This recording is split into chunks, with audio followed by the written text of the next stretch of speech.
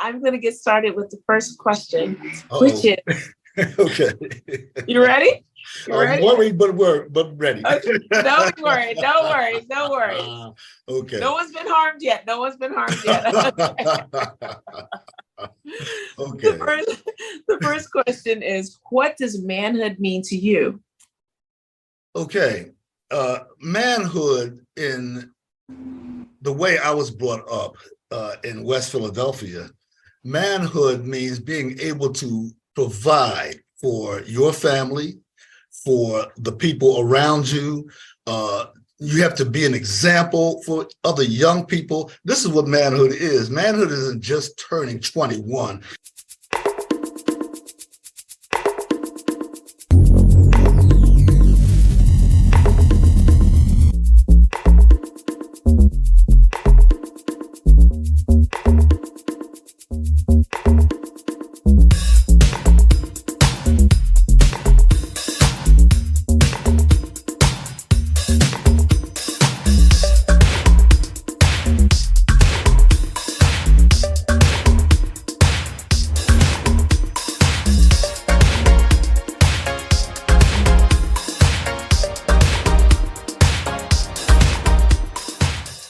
And welcome to another edition of King Crush Thursday, the series where we highlight and uplift Black men, because frankly, not too many people are doing it.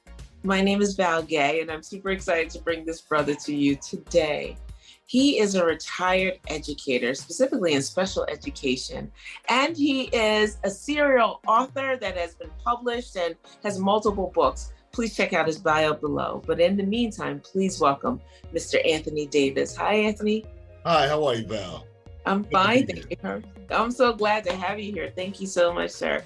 And so, Anthony, as you know, we are here creating a repository of 6 questions on our way to, in phase 1, 100 answers answered by 100 different positive and successful Black men. Because our goal is to change the narrow and myopic narrative around Black manhood, if you will, particularly in this country, but I would say kind of globally, sadly. And we want to show and spread a light on the myriad aspects of Black manhood. And hopefully one day for a young king who may or may not have positive Black male role models in his life to be able to come to this repository, see the same 6 questions answered in 100 different ways, and hopefully find guidance there. And then for the rest of us who are neither male or even Black, that we too can look into this repository and get a greater understanding. And so I'm so glad that you're here to contribute to this repository. And I'm going to get started with the first question, which is, okay. You ready? I'm worried, but ready. Okay. Don't be worried. Don't worry. Don't worry. Okay. No one's been harmed yet. No one's been harmed yet. Okay. The first question is, what does manhood mean to you? Okay, manhood, in the way I was brought up in West Philadelphia, manhood means being able to provide for your family, for the people around you. You have to be an example for other young people. This is what manhood is. Manhood isn't just turning 21 and being a man in the eyes of the law. Manhood is what you do, how you present yourself, how you carry yourself in the world, how you are perceived by people, and the things that you do to make the world better. That's what manhood is. Anybody can just stand up here and be 21 years old and declare themselves a man, but that doesn't make a man. That doesn't make a man. A man is what you do.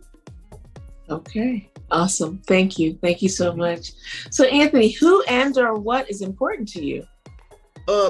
What's important to me is education. That's the main thing. I was a teacher in the Philadelphia School District for 35 years, and most of the books that I've written were geared towards young Black men.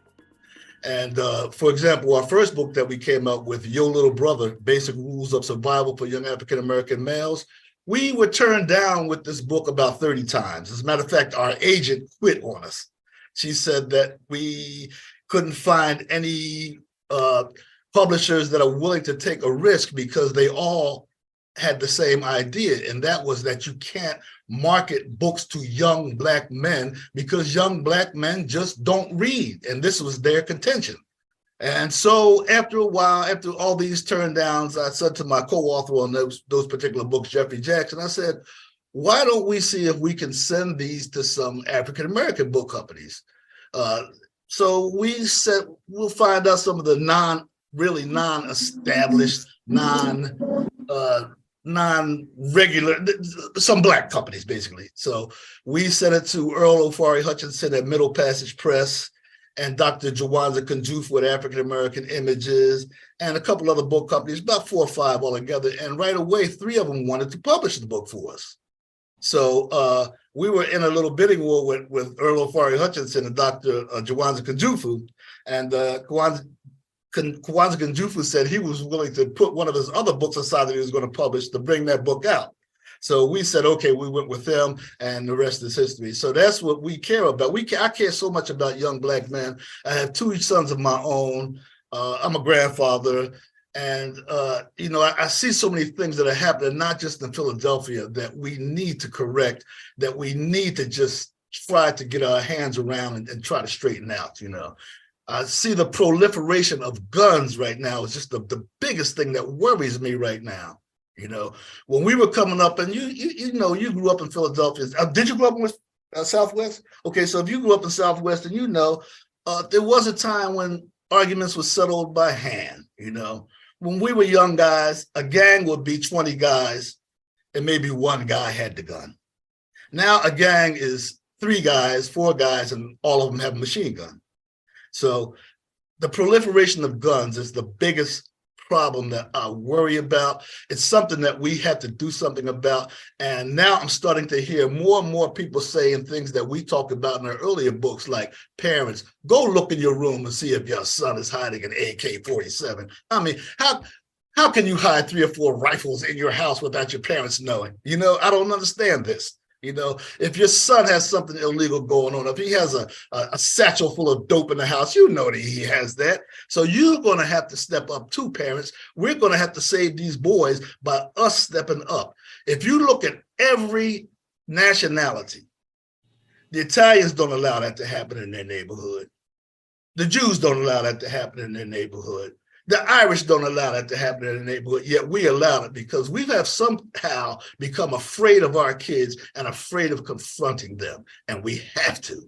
And that's my big worry right now, my big concern. Got it. Understood. And don't want to sound like I'm preaching in here, but these are the things I see. I hear you. Thank you. So, Anthony, how do you want us to see you? I always think about that question. Once Napoleon was asked how would his legacy be perceived, and he said he's not worried about his legacy because history is basically fraud agreed upon. So I'm not worried about me. It's like King said, I would like to live long, but longevity may not be my thing. So I'm not really worried about how I'm seen.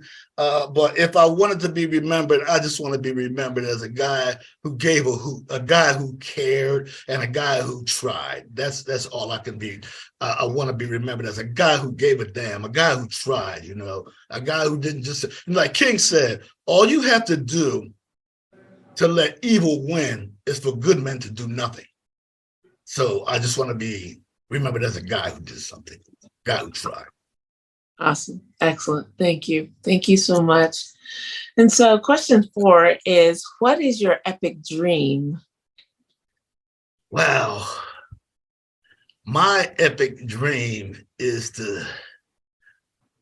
my dream would be to just raise the conscious level, raise the educational level. I look around at some of the things that some of these young brothers are doing out here in the world. I look at the LeBron James, for example.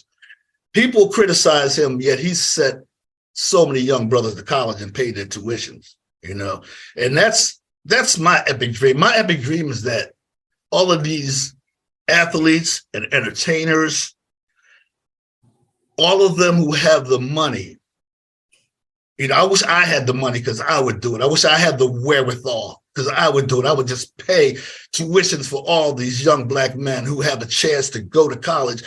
I talked to so many, over the years, I've talked to so many young men, and I say, why aren't you going to college? You're very intelligent. I don't have the money. I don't have my mother doesn't have the money. My family's broke. I got to go to work. I got to go into the military, whatever, I wish, my epic dream is that everybody Black with some money step up and help another brother. That's what I want, or another sister. That's my dream. Is that everybody, they use the term woke now, and it's almost like a hair trigger word, to make people mad. But I just wish people would wake up. Spike Lee said it back there, wake up. We are more interested in spending our money on hair, on $300-400 sneakers, and we're not even on any teams. We have to have the $200 work boots, and we don't have a job. We have to have all this bling, all these entertainers. Look, you're an entertainer, you got $1 million, peel off a couple of dollars and help a brother go to college, help a sister go to college. You're going to get your hair done, your weave, whatever, that costs you hundreds of dollars. Put some money in the United Negro College Fund. Send some money to a Black school that's in trouble. Do something. Let's all step up. That's my epic dream, that we all come together financially and help one another. That's my epic dream. Awesome. Okay. Thank you. Thank you so much. And so question number 5 is Mr. Anthony Davis. Who are you? I am the son of Doris and James Davis. I am an author, a drummer, a teacher, a father, a grandfather, a son, and somebody who cares about this city. I care about the city. People ask me about it all the time. What's going on up there in Philly? I see boys from school getting shot. I see this happening. But, I look at the statistics. In Philadelphia, we're like number 21 as far as killings are concerned. We had 500 killings, but per capita, per 100,000, we're number 21. There are cities ahead of us, like cities like San Bernardino, California. Cities like Oakland, California, cities like Newark, New Jersey, Wilmington, Delaware is ahead of us. Although they only have a small amount of killings, they have a very small population. So when you put it in terms of that, it's not just here, it's all over America. That's all over America. And we have to start caring. We have to start doing something. We can't just sit back and let things happen. And that's who Tony Davis is. Tony Davis is a guy who cares. Tony Davis is still a warrior, even though he's an old man now, but I'm still a warrior in thought. I may not be able to get out there and do the things I did physically before, but my heart is in it. And that's who Tony Davis is, a guy who pretty much writes about those things. And now also my last couple of books have actually been about music. My latest book was the fun book of funky soul trivia, which is about a book that asks about all kinds of trivial questions and tests that sort of test your aptitude of soul music. And so it's just something to have fun. People say to me, well, you've gone from trying to save young Black men to you're writing about music. Well, I'm trying to save soul music too, because it's going to be a forgotten art, with all this new electronic stuff and the rap game and so many different things now that are going on, that soul music is pretty much being put to the back burner. However, if you look at TV, there's The Voice, there's American Idol, there's all kinds of singing shows, which means that people still like real music. So that's who I am. Got it. Awesome. Thank you so much. So here we are already at question 6, which is there anything that I should have asked you that I didn't, or you wanted me to ask you that I didn't? In other words, what did I miss? Some of the things that you may have missed are what are we going to do? How are we going to solve some of these problems in the future? And like I said, the main thing that we have to do, all right, say, for example, like right now, I just said, I wish that my dream was that we would come up with some money to help people with this, that, and the other. However, a lot of us don't have that. But the things we can do now, the things we can do right now is everybody, if you have a son who's of a certain age, look in his room, make sure he doesn't have these things. Make sure he doesn't have a firearm. If he does, get it. Disarm him. If he does, you could go to trade it in for one of those food voucher programs or whatever, or take it to a pawn shop and sell it. Get rid of it. But also, we have to figure out how we can make sure that our sons understand reality from fiction. You see, we are being bombarded with images of rap music, and they all show men with these big cars and all of this bling and all of these women. And we have to let our sons know that that's not necessarily the case. This is a fantasy. This is not reality, and when you're bombarded with this on 24/7, it becomes your reality. So we have to come up with some other propaganda to counter the propaganda that they're hearing 24/7. We have to let them know that they are loved. We have to let them know that they don't need these material things to make them have some self-worth. We have to let them know that they are intelligent and they can make it. And there's so many things that we can look at. See, now, for example, you see the statistics say that one out of every 3 young Black men is in jail or on probation or parole, 1 out of every 3, right? But that doesn't mention the other 2 brothers. What about the 2 brothers that are doing well? What about the 1 out of 3 brothers that's in college? They don't mention that. We have to make sure that we tell our young men the positive side of life. And that's what we have to always be about, is being positive. And we have to keep pushing that message of positivity on them. So what, your boy so-and-so is in jail? How about your boy so-and-so that's in college? Everything is relative. And anything that you look at can be negative and anything can be positive. The glass can be half empty or half full, depends on how you look at it. And our glass is 2/3 of the way full. Amen. All right. Thank you. Thank you so much for all of this. I really appreciate, your stance in the world around it's clear you're passionate about our young men, our boys, and, the commitment that you made in education and now in writing and all of that. I just thank you and I honor you, my king. And I pray that your epic dream does indeed come true, and that we will live in a world that is safer for all of our children so that they can actually fulfill their God-given potential. And so I thank you so much for joining us today, and stay right there, because I want to thank the audience for being with us today. I really hope that you enjoyed this conversation as much as I did. And that if there is a positive Black male in your life that you want to see highlighted in this forum, please click the link below or in my bio and fill out the nomination form. We will take it from there. We are looking to, in phase 1, to interview 100 different positive and successful Black men. And we are almost there. Oh, my goodness, we're almost there. And when I say success, successful, I say it all the time, that success does not equal what a man does for a living. He may be a prolific author and an educator or not. We are looking for the content of people's characters and how the impact of their lives on the community around them, starting with their nuclear family to the community writ large and everything in between. Those are the brothers that we want to participate and contribute to this repository.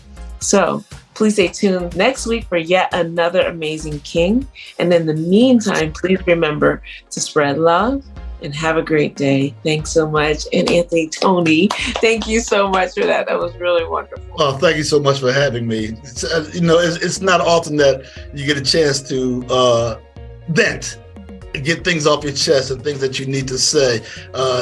You can say it to your house, but you're preaching to the choir when you know.